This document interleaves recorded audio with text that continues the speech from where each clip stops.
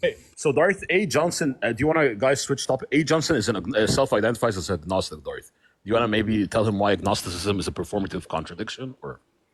Yeah, agnosticism maintains it's not making any judgment about God when it has already made a judgment that it's not necessary to reference the necessity of God. Mm-hmm. So what you're saying is that I am pretending to claim that I'm not making a judgment about God, but I have by Your refusing yeah, to reference God as being necessary for my everyday today experiences, something like that. your self-identification does not square up to what you actually do. You have made a judgment, first and foremost, that there is no God in whom has made himself clear. And number two, you've made a judgment that it is not necessary to reference the necessity of God when speaking propositions. That constitutes an indirect denial of God. So like the reason why the Earth goes around the sun is because it is God's will that it does so. Things like that. In Hebrews chapter 1, referring to Christ, the second member of the Trinity, it says, he upholds all things by the power of his will.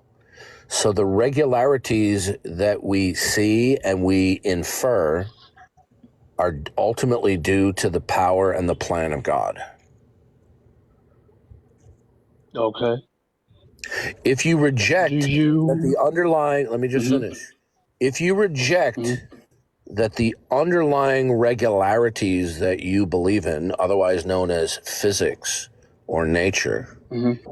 are the product of the mind and the plan of God, you're not going to have within your model something that is identifiable and defensible that actualizes the unity that you claim is real. So you're saying that without God, I wouldn't be able to tell whether the life that I'm living is an illusion? When that is correct. When you refuse to accept that the world exemplifies ultimate design and intentionality by the plan of God, and you opt that the world does not exemplify ultimate design and intentionality, there is no world for you to speak of with respect to the fact that in order to speak intelligibly, you're going to have to invoke states of unity at different scales, from the smallest to the grandest scale, in order to speak intelligibly. But there's nothing within your model that is identifiable that actualizes the unity in the world. And so your position will actually be worse than the position that you're rejecting. In other words, you refuse to accept and affirm that God is the actualizer and the unifier of everything due to an absence of either reason or evidentiary support. Yet you believe that there's an underlying unity in the world that pervades both the smallest to the grandest scale without there anything being identified that actualizes it. So your position is not only indefensible, your position literally is incoherent by your own standard. The very standard Because that I you... cannot. Yeah. Because Your I can't position identify is that which is irrational. unifying. Yeah. Your position is irrational by your own standard.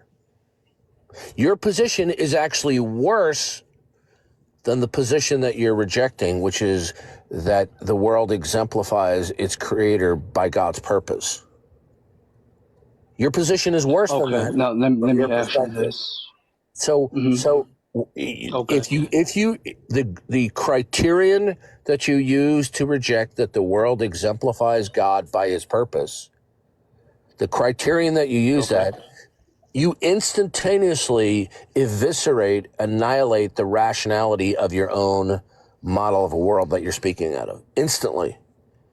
Because there's nothing within your Now let system me. that actualizes unity in the world. Let me ask you this question. Now.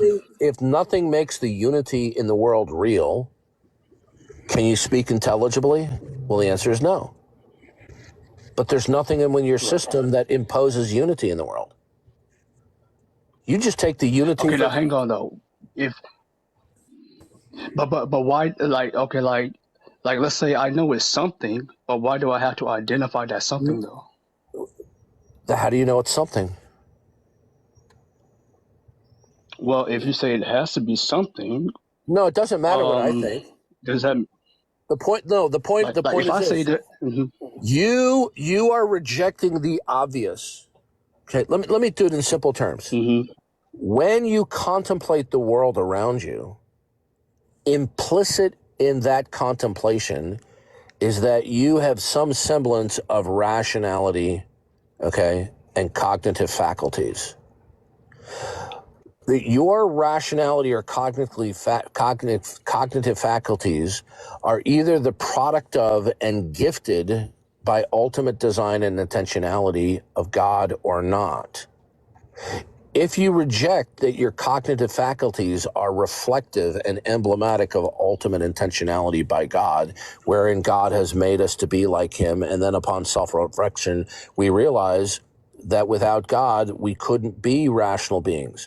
So in a deterministic world or a chance world, in either scenario, neither scenario can establish rational human agents. We couldn't have Darth properly functioning, reliable cognitive faculties without God. That would be the icing on the cake. Yep. There wouldn't be any cognitive faculties to talk about. Exactly. Okay. I think what you're saying is that what is the reason that I can justify why my physical senses capabilities, mental capabilities are reliable to accurately describe and make sense? When you reject that you are in an environment, a metaphysical environment of revelation by God, that the world is emblematic of him as creator and by his purpose, then by implication, you are claiming that you possess cognitive faculties, that you also possess the exercise of some reason and rationality, being the product of either determinism or indeterminism. Determinism or indeterminism, as I'm discussing it here, cannot facilitate rational faculties. Okay? Okay. Now let me so what am I to expect under the Christian worldview? Let me give you my little personal experience. Read the Bible. Read the Bible. It tells you what to expect. But okay, let me ask you this: when it comes to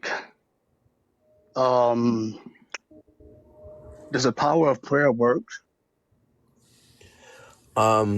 Yeah, because the power of prayer is that God listens to our supplications and he answers yes or no, just like mom and dad say yes or no to their child. Does the child speaking to the parent work?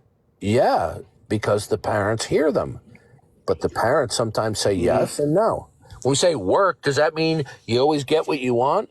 Well, don't you know that the great prophet, Mick Jagger, second only to Confucius, said you can't always get what you want? Right. Okay. Now, the reason why I asked you what am I to expect from God under the Christian worldview is because of this. Well, my dad. I just want to know why you're continuing to embrace a model of reality which is incoherent from top to bottom. Why do you continue embracing such a model? No, he's not Christian. Okay, because my mom and dad is a big contributing factor. You're not answering my question. Darth, your question isn't accurate on the face. Bye. You're done. He's not answering, Darth. He's not. Yeah, this is what people do. I ask them direct questions, and morning, noon, and night on TikTok. Yep. People have a little Google translator, and when they put my question in the translator, magically they answer another question that I didn't ask. Yep. And I'm just, of course, saying that tongue-in-cheek. I see we have Isaiah Bendu out there in the audience. Kudos to you, Isaiah Bendu. Love what you're doing. Keep on doing it.